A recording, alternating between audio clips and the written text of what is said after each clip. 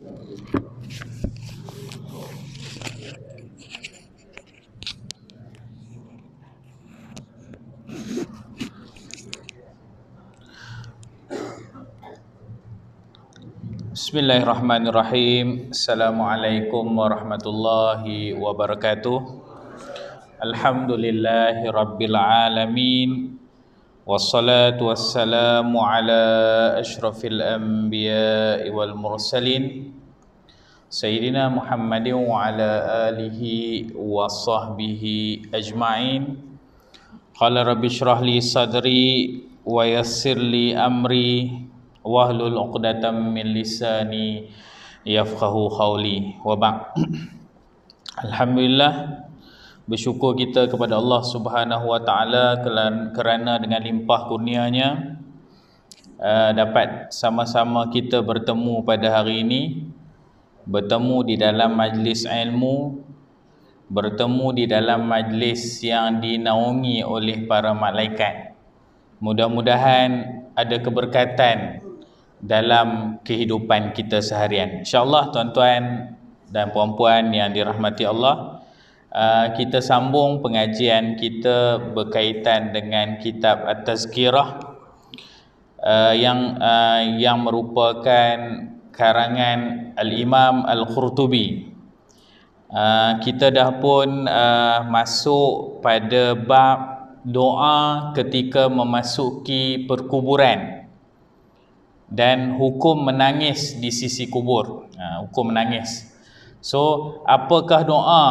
Imam Qurtubi letak satu bab berkaitan dengan doa yang kita boleh baca, yang kita sunat baca ketika kita memasuki atau melewati kubur. Lalu depan kubur tu, doa apa yang selalu kita baca, yang boleh kita baca.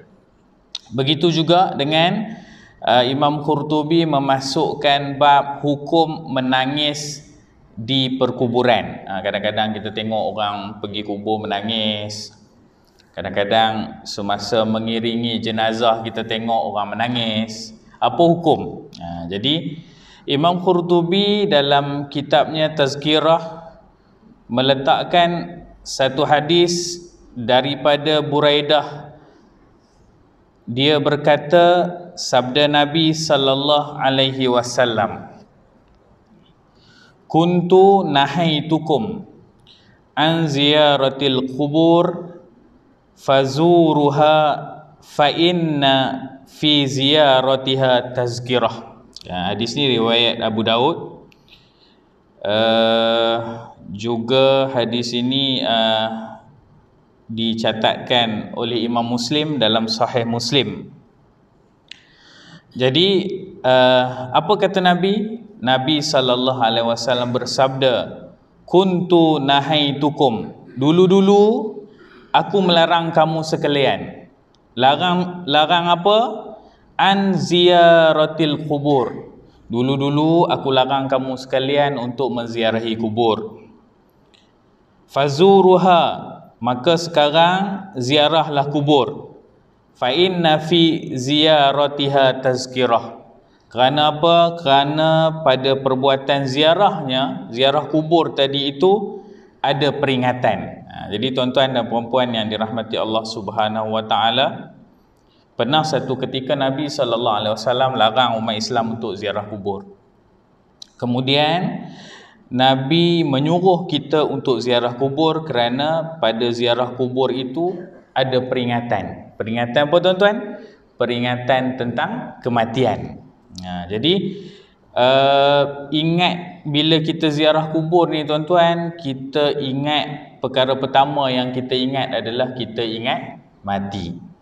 Jadi tuan-tuan, ada juga jemaah yang bagi tahu saya, ustaz, minggu ni tazkirah pasal apa? Lepas tu saya kata sambung tazkirah pasal matilah. Ustaz ni tak ada tazkirah lain ke? Buat orang takut je. Asyik cerita pasal mati, asyik cerita pasal mati. Kan? Tak apalah, kami tak mau dengar lah ustaz, kami nak duduk dekat kedai sebelah tepi sana. Dengar juga tuan-tuan. Dengar. Kan dengar juga, tak apa, biarlah kan. Biar depa dengar kat kedai sebelah tu. InsyaAllah mudah-mudahan dia memberi manfaat. Baik. Tuan-tuan yang dirahmati Allah Subhanahu Wa Taala, bagaimana dengan ziarah kubur ni kita dapat ingat mati? Yang pertama, kalau kita pergi kubur, kita jangan, bila kita pergi kubur, bila ada kematian tuan-tuan, jangan kita pergi kubur ni kita duduk kat tepi-tepi, duduk jauh-jauh. Kita duduk dekat tuan-tuan. Bila kita duduk dekat ni, kita akan nampak proses pengebumian. Macam mana mayat tu sampai dengan van jenazah tu, tengok-tengok kubur tak siap lagi, undur balik, pergi van jenazah tu, undur, letak dekat sekolah agama rakyat. Tunggu kat situ. Jadi tuan-tuan tengok, bila sampai je van jenazah, orang usung bawa keluar, buka je pintu van jenazah, paman ahli asap buka pintu. Kan, sama-sama usung je. Tuan-tuan boleh bayang masa tu kalau tuan-tuan duduk dalam tu, dalam kanda tu. Ni orang tak mau dengar ni kan, Ustaz Yusri kira kanda je. Kan.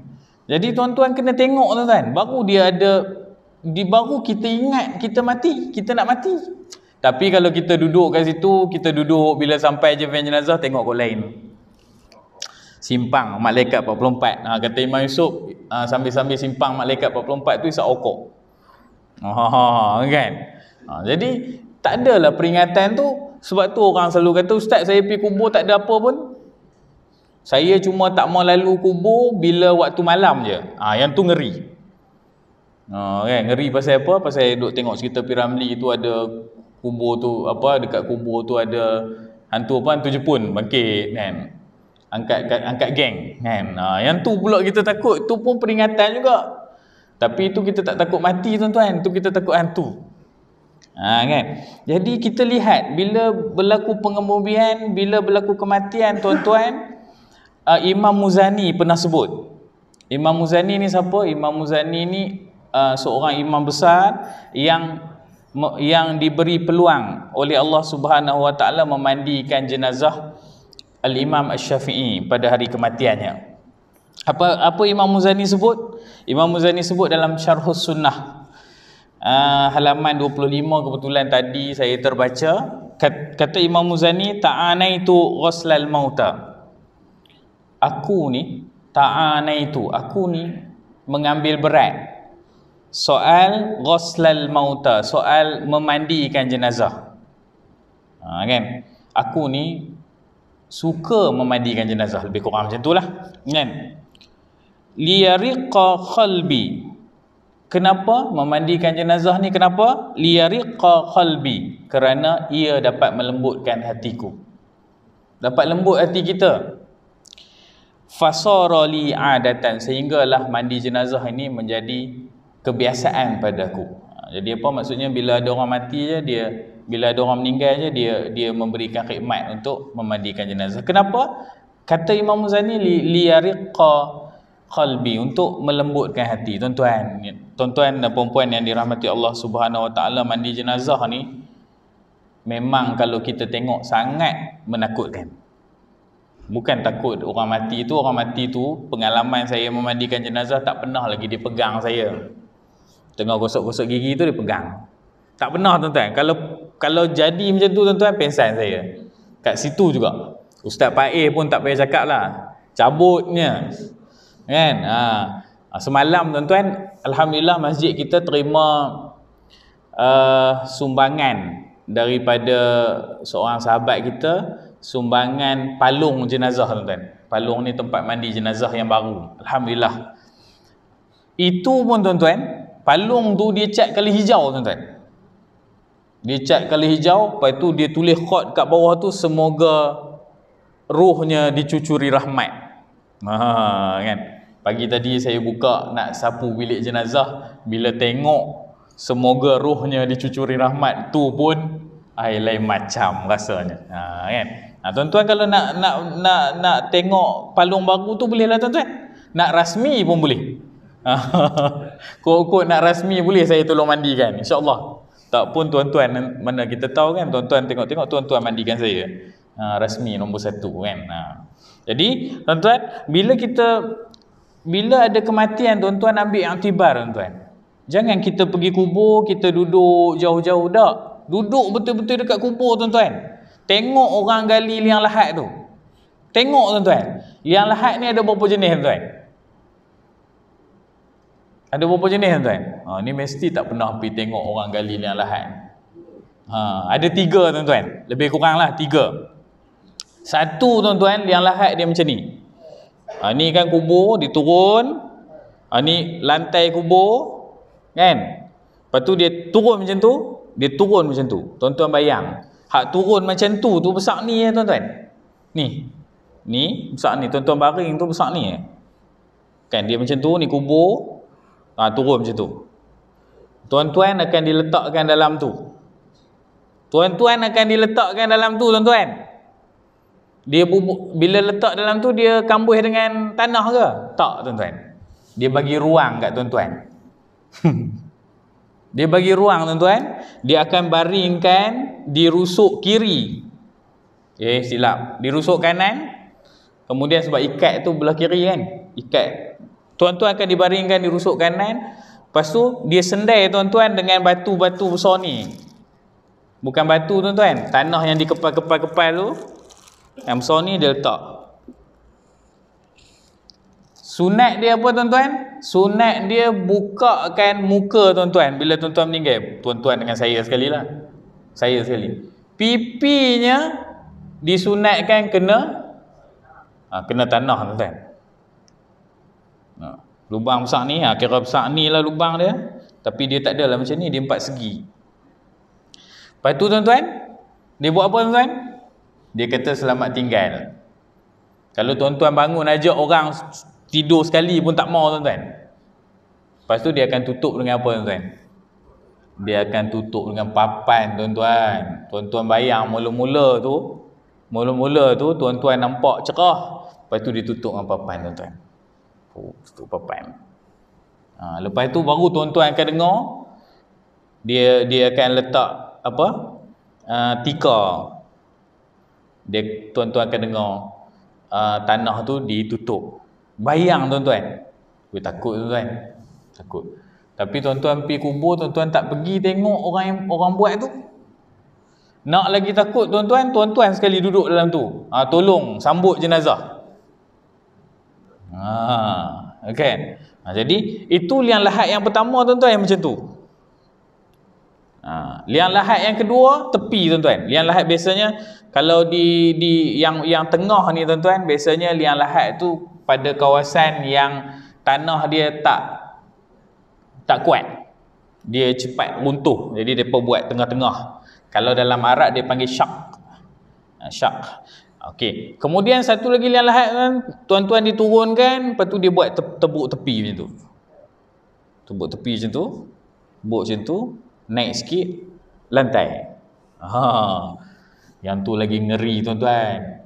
Yang duduk tengah-tengah tu kira okey lagi. Yang duduk tepi tu tuan-tuan, dia masuk mengiring macam tu. Lepas tu baru tuan-tuan masuk ke dalam, baru dia angkat. Kan. Tuan-tuan bayang dalam tu, ya Allah, besar ni je tuan-tuan. Besar tuan-tuan je.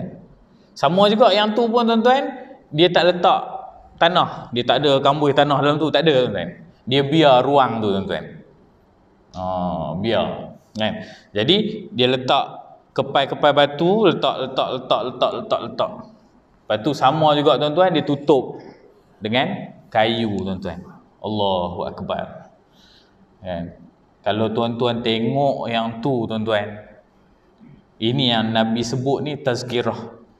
Nabi sebut ini sebagai satu peringatan, kan. Nampak bila liang lahat tutup, lepas tu nampak pula orang semua pijak tuan-tuan. Kenapa orang buat liang lahat ni tuan-tuan? Nak menghalang daripada mayat tu terpijak lah. Maksudnya dia letak papan. Jadi bila kita masukkan tanah tuan-tuan, kita tak terpijak lah mayat tu, sebab ada papan yang halang tanah dengan mayat. Sama juga tepi pun sama.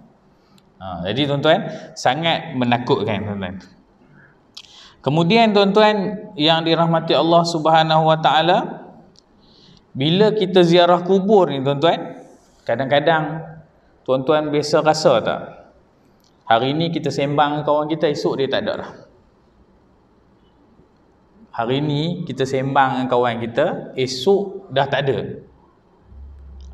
Bila semalam kot saya makan dengan Yus, bila kita dia sembang last kali Pak Hashim, arwah Pak Hashim, ingat tuan-tuan? Ingat kan tuan-tuan? Arwah Pak Hashim last kali dia buat apa dengan kita tuan-tuan? Dia salam. Sebelum dia apa? Dia sakit kan. Pak Hashim ni kita tengok dia sihat tuan-tuan. Pagi-pagi kita terbayang-bayang tuan-tuan, selalu belanja saya dekat Farouk tu. Pagi-pagi saya terbayang tuan-tuan, saya selalu bawa anak. Tiap-tiap hari budak-budak ni dia bagi RM1. Ingat tu kan? Jadi terbayang-bayang dia tu duk ada lagi. Jadi kita biasalah tu. Maksudnya kadang-kadang kita sembang kawan kita hari ni, esok dah tak ada tuan. Jadi Pak Hashim ni, arwah Pak Hashim ni buat apa? Last kali saya ingat, Yus pun bagi tahu,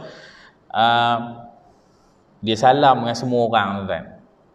Lepas tu kita tidak lagi melihat kelibat Pak Hashim. Kan, anak dia bawa pergi Taiping, sakit di Taiping, kemudian meninggal di sana, tapi cuma disimpan di sini tuan. Tak ingat lah. Arwah Pak Hashim disimpan di sini kan. Mudah-mudahan Allah cucuri rahmat dia. Tok Ia tuan-tuan. Arwah Tok Ia. Tuan-tuan ingat tak tuan-tuan? Saya ingat tuan-tuan. Arwah Tok Ia. Tok Ia ni kalau bulan puasa tuan-tuan, kawan-kawan kita ada kat sini duk baca, duk buat apa?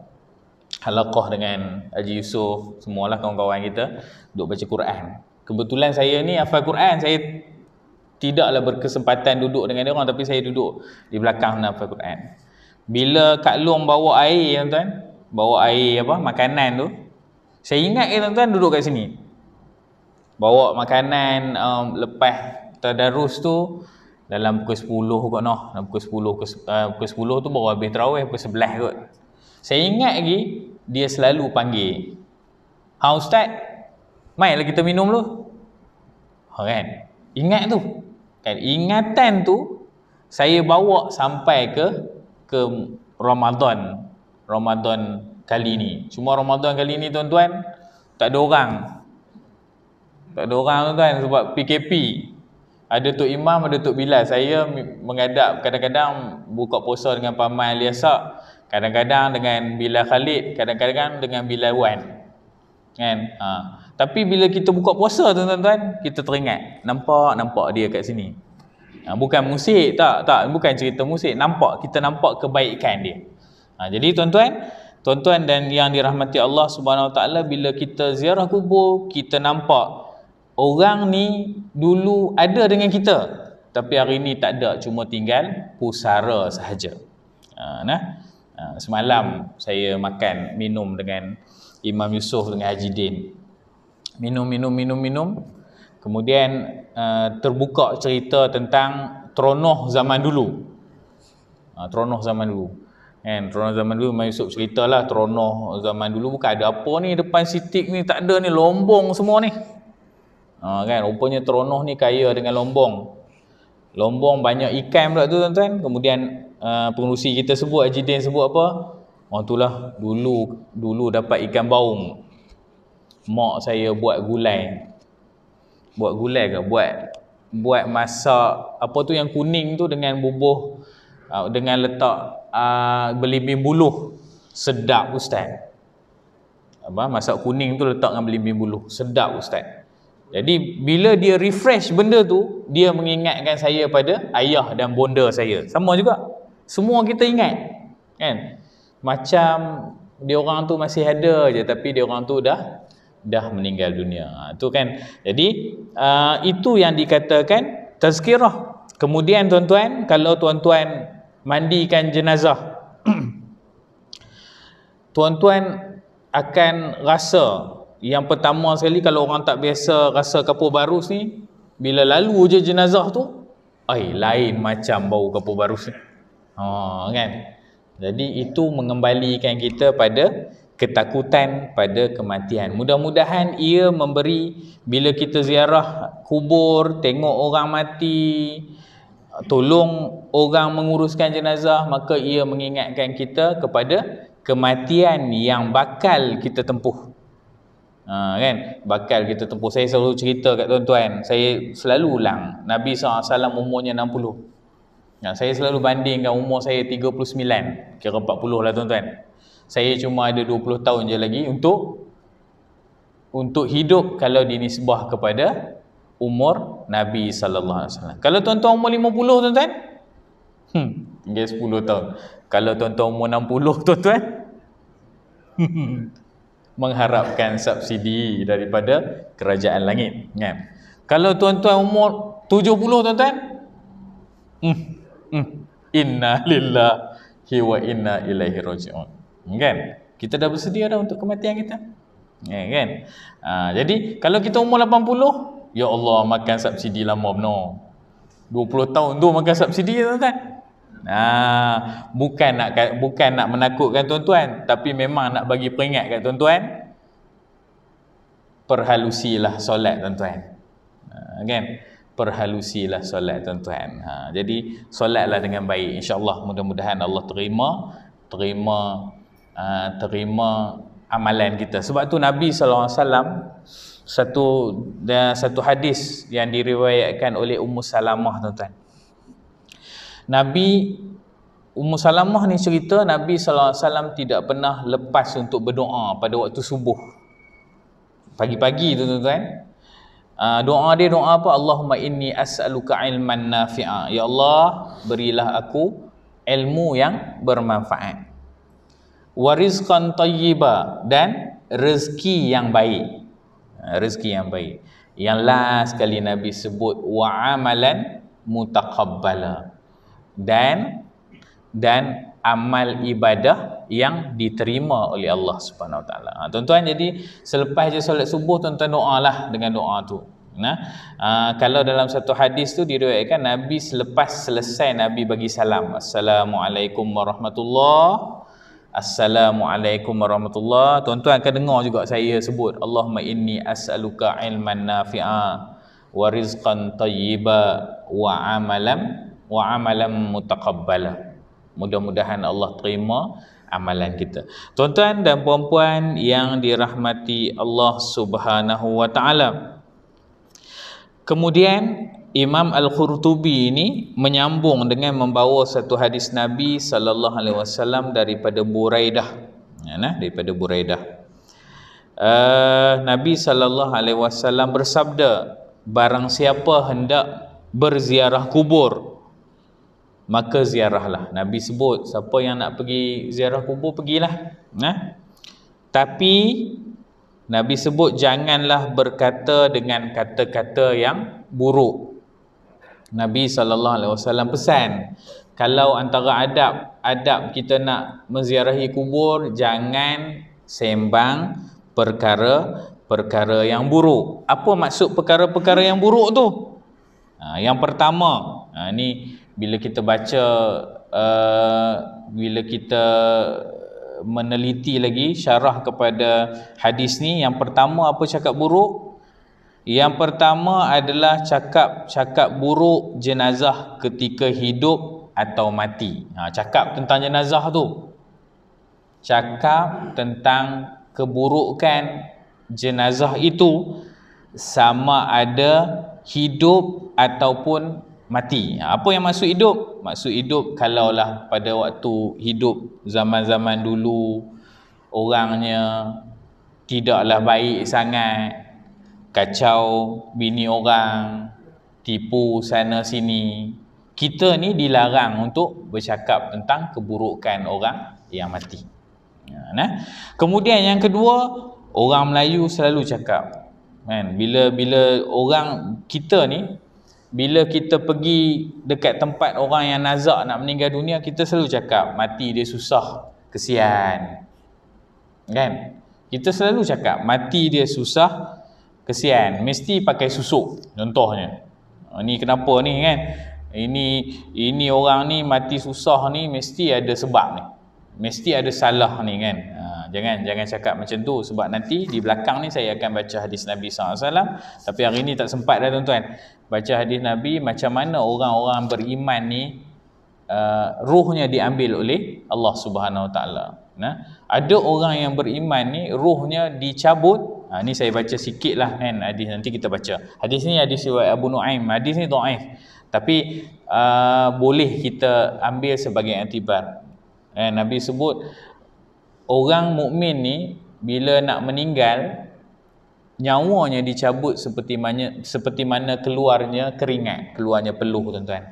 Peluh ni senang keluar tak tuan-tuan? Senang. Itu kes yang pertama tuan-tuan. Ada juga tuan-tuan yang dirahmati Allah, Allah susahkan kematian dia.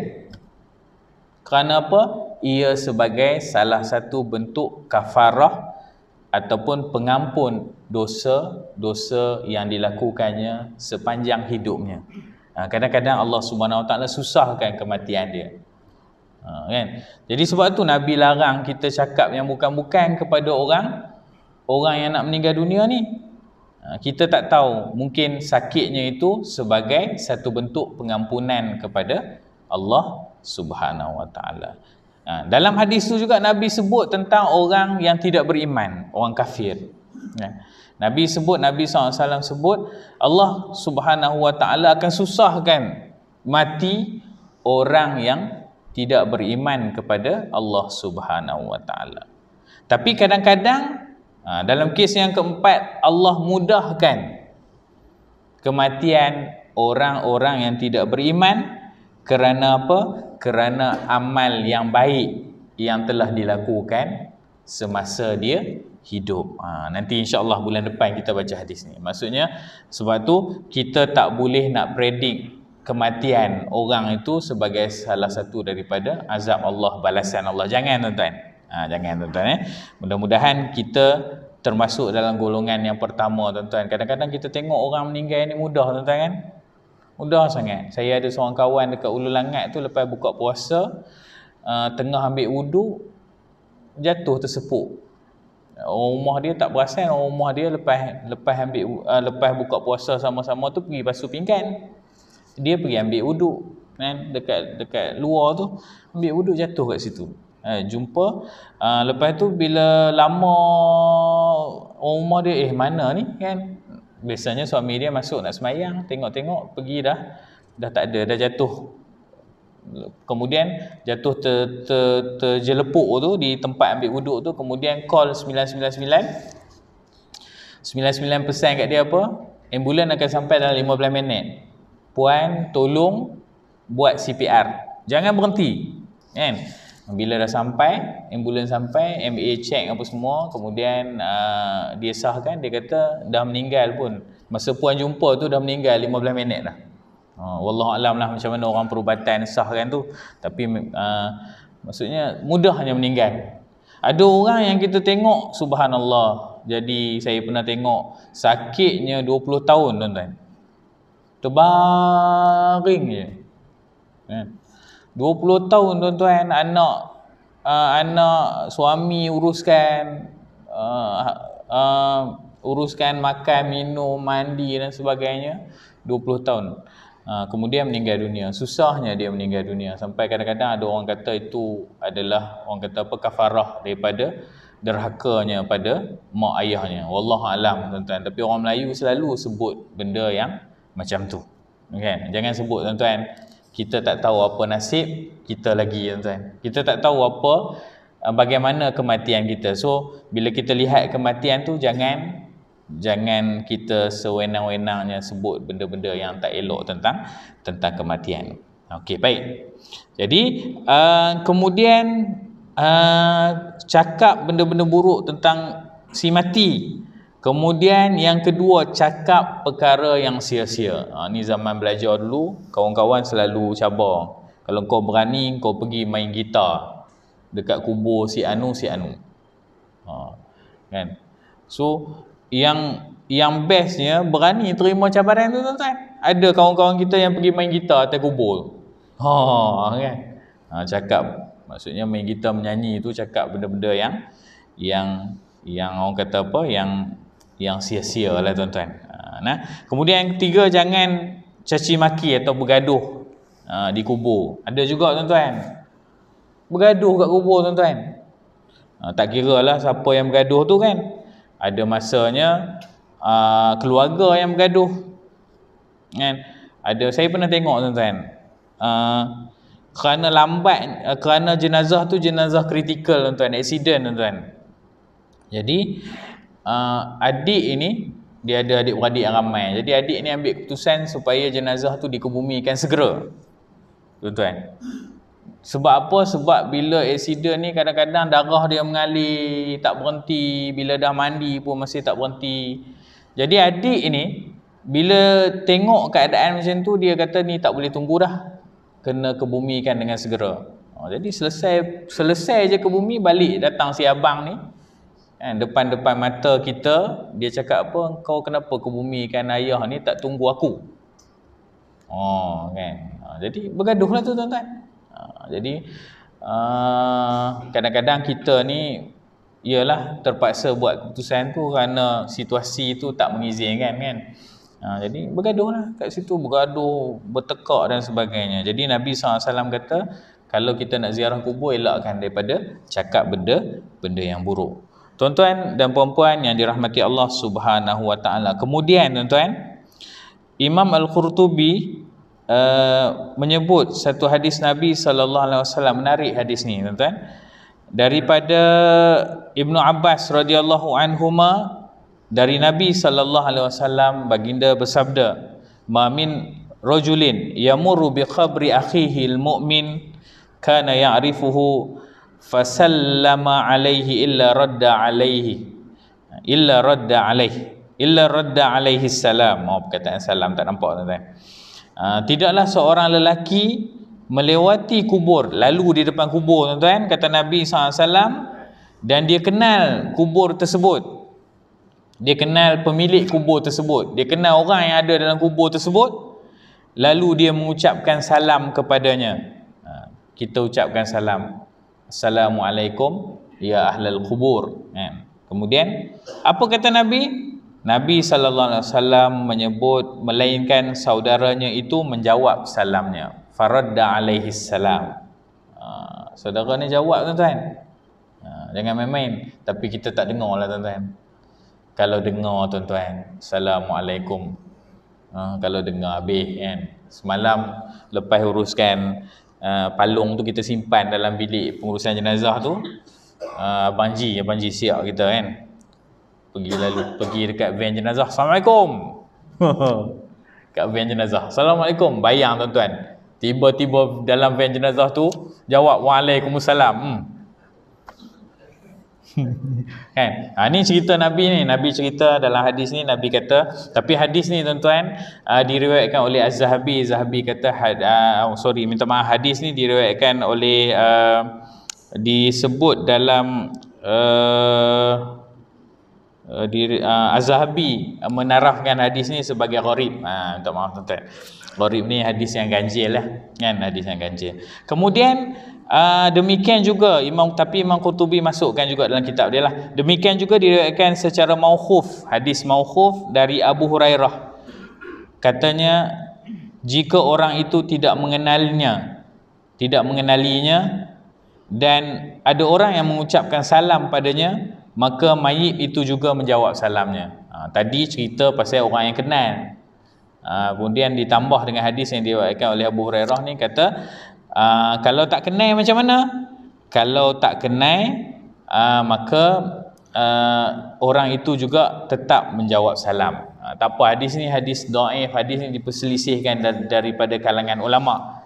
Tetapi saya bawakan, Imam Qurtubi selepas dia bawa hadis dhaif tu, dia bawa satu hadis yang ni daripada Sahih Muslim, hadis sahih lah. Satu hadis sempat lekut tuan-tuan. Sempat lagi, nampak lagi tuan. Apa dia? Adapun mengenai doa yang diucapkan di saat melewati perkuburan, kata Imam Qurtubi, maka menurut riwayat Muslim dari Aisyah radhiyallahu anha, maka dia berkata, saya pernah bertanya Rasulullah, wahai Rasulullah, apa yang harus aku ucapkan jika aku melewati tanah perkuburan? Kemudian baginda sallallahu alaihi wasallam menjawab, ucapkanlah assalamu ala ahli diyar minal mu'minin wal muslimin wa yarhamullah al mustaqdimin minna wal mustakhirin wa inna insyaallahu bikum lahiqun. Jadi apa yang perlu diucapkan bila Aisyah tanya kepada Nabi, Nabi kata assalamu ala ahli diyar, salam sejahtera, semoga sentiasa dicurahkan rahmat kepada penduduk negeri ini. Wa yarhamullah al-mustaqdimin, semoga Allah merahmati orang-orang terdahulu dan orang-orang yang datang kemudian. Wa inna insyaallahu bikum lahiqun, sesungguhnya kami jika Allah mengkehendaki juga akan menyusul kamu sekalian. Ni lafaz-lafaz doa yang boleh dibaca. Kadang-kadang orang tua-tua kata bagi salam je lah, Assalamualaikum, boleh tak tuan-tuan? Boleh, tak ada masalah tuan-tuan. Kalau tuan-tuan tak ingat lafaz yang panjang-panjang ni, bagi salam biasa pun boleh, tuan-tuan. Kemudian hadis ini dikeluarkan pula oleh Muslim dari Buraidah dengan tambahan as'alullah lana walakum afiyah. Aku memohon kepada Allah kebahagiaan bagi kami dan juga bagi kamu sekalian. Jadi minta selalu, kalau kita tengok rangkaian hadis ni, kita diminta untuk memberi salam kepada orang-orang yang berada di dalam kubur. Salam tu apa? Salam tu dalam satu bentuk doa. Moga-moga sejahtera, moga-moga Allah cucuri rahmat. Boleh semua tuan-tuan.